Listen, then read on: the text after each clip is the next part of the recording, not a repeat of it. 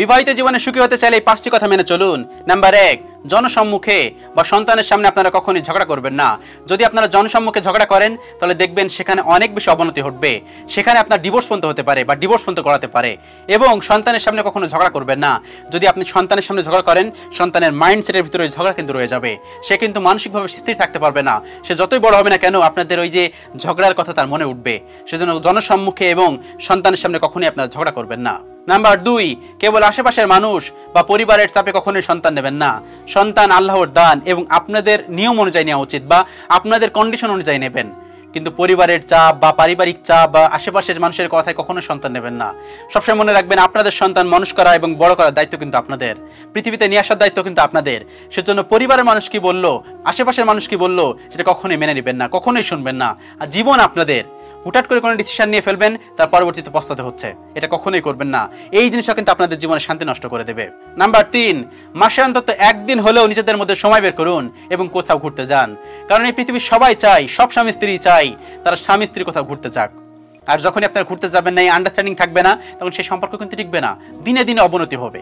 আপনি অনেক বড় বিজনেসম্যান বা আপনি অনেক বড় হাউস ওয়াইফ হতে পারেন, আপনার সংসারে অনেক কাজ থাকতে পারে, তারপরেও সংসারের সমস্ত কাজ ফেলে, আপনার বিজনেসের সমস্ত কাজ ফেলে একদিন সময় বের করুন এবং একদিনে ঘুরতে যান। যখন আপনারা দুজন ঘুরতে যাবেন তখন দেখবেন আপনাদের মাইন্ড অনেক বেশি ফ্রেশ হচ্ছে এবং অনেক ব্রড মাইন্ডের হচ্ছেন, অনেক কিছু জানতে পারছেন। যখন আপনার পৃথিবী ঘুরবেন বা কোনো কিছু দেখবেন বা কোথাও ঘুরতে যাবেন, দেখবেন নতুন নতুন আইডিয়া হবে। আপনার সংসার কীভাবে পরিচালনা করবেন, পরবর্তী জেনারেশন কীভাবে সাজাবেন, পরবর্তী জেনারেশন কীভাবে সুন্দর করবেন, সেই জগৎ সম্পর্কে আইডিয়া আসবে। সবসময় মনে রাখবেন ঘুরুন, ঘুরলে নতুন নতুন আইডিয়া আসবে। অনেক টাকা পয়সা একদিন ইনকাম করতে পারবেন, অনেক টাকা পয়সা, কিন্তু সেই সময়টা আসবে না, কি ঘোরার সময়টা আসবে না, এই টাইম স্পেন্ড করার সময় আর আসবে না। একটা সময় বৃদ্ধ হবেন, বুড়ি হয়ে যাবেন, বুড়ো হয়ে যাবেন, তখন কি ঘুরতে পারবেন? সেজন্য এখনই টাইম স্পেন্ড করার সময়, এখনই ঘুরে আসুন। নাম্বার 4, আপনার সঙ্গীকে কেউ অপমান করলে কখনোই চুপ করে বসে থাকবেন না। হতে পারে সে আপনার স্ত্রী, হতে পারে সে আপনার স্বামী।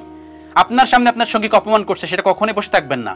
হতে পারে আপনার পরিবারের মানুষ বা বাইরের মানুষ বা ফ্রেন্ড সার্কেল বলতে পারে তোর স্বামীটা এরকম, তোর স্বামী ভালো না, তোর স্বামী অনেক বেশি মেদ আছে, ও তোর স্বামী স্মার্ট না।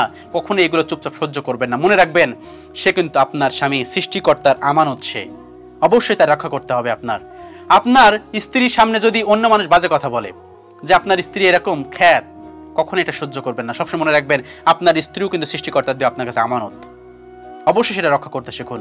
আর কেউ যদি আপনার সঙ্গীকে অপমান করে, আপনি চুপচাপ সহ্য করেন, সেই সম্পর্ক আজ অথবা কাল, টুডে অর টুমরো, ভাঙবেই।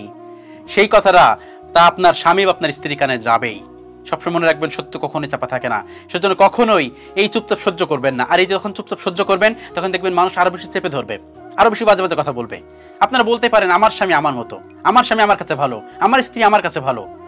বাইরের মানুষ যখনই ইনভলভ করবেন তখন সেই সম্পর্ক তছনছ হয়ে যাবে। সেজন্য সংসার জীবনে সুখী হতে চাইলে আপনার সঙ্গীর কেউ বাজে কথা বলছে এটা কখনোই সহ্য করবেন না। নাম্বার 5, কোনো ভুল করলে সঙ্গীর কাছে ক্ষমা চাইতে ভুল করবেন না। হতে পারেন আপনি স্বামী, হতে পারে আপনি স্ত্রী। নিজেদের মধ্যে ক্ষমা চাওয়ার মধ্যে কোনো লজ্জার কিছু নেই, কোনো লজ্জার কিছু নেই। এতে সম্পর্ক দৃঢ় হয়, মজবুত হয়। আপনি একটা ভুল করতেই পারেন, তার বাদে আজকে আপনি ভুলে গেছেন, কি করবেন? ক্ষমা চেয়ে নিন, সরি চেয়ে নেন। আজকে আপনাদের অ্যানিভার্সারি, ক্ষমা চেয়ে নিন, ভুল করেছেন। আপনি কোনো একটা ভুল করেছেন, আপনি বাজার থেকে কিছু নিয়ে আসেননি, ভুল করেছেন, সরি বলে নিন। সরি বললে কখনোই নিজের আত্মসম্মানবোধ নষ্ট হয়ে যায় না। মনে রাখবেন সে আপনার স্ত্রী, সর্বোচ্চ ভালোবাসার মানুষ সে, তাকে ভালোবাসুন। এই 5টি জিনিস যদি আপনারা মেনটেন করেন তাহলে দেখবেন সংসার জীবনে খুব বেশি অশান্তি হবে না। কিন্তু যদি আপনারা এই 5টি জিনিস মেনটেন না করেন তাহলে সংসার জীবনে কিন্তু অনেক বেশি ঝামেলা হবে, অনেক বেশি ঝামেলা পোহাতে হবে। কারণ আমাদের আশেপাশে এমন ধরনের অনেক মানুষজন আছে, তারা অনেক বেশি সাফার করতেছে। কেন সাফার করতেছে? শুধুমাত্র এই 5টি জিনিস মেনটেন করে না। একটা সঙ্গীর সামনে আর একটা সঙ্গী যদি উল্টাপাল্টা কথা বলে আপনারা কেন মেনে নেবেন? এটা তো মেনে নেওয়া উচিত না। আর এই কারণেই কিন্তু পরবর্তীতে সংসারে সমস্যা হয়। কারণ আপনার মনের ভিতরে তো ওই নেগেটিভ ইম্প্যাক্টটা থেকে যাবে যে আমার সম্পর্কে খারাপ কথা বলেছে, আমার সঙ্গী প্রোটেক্ট করেনি। এই জিনিসটা কিন্তু খুবই বাজে। সেজন্য এই 5টি নিয়ম মেনে চলুন, তাহলে দেখবেন সংসার জীবন অনেক বেশি সুখী হতে পারবেন। আল্লাহ রাব্বুল আলামিন আমাদের সকলকে বোঝার তৌফিক দান করুক, আমিন।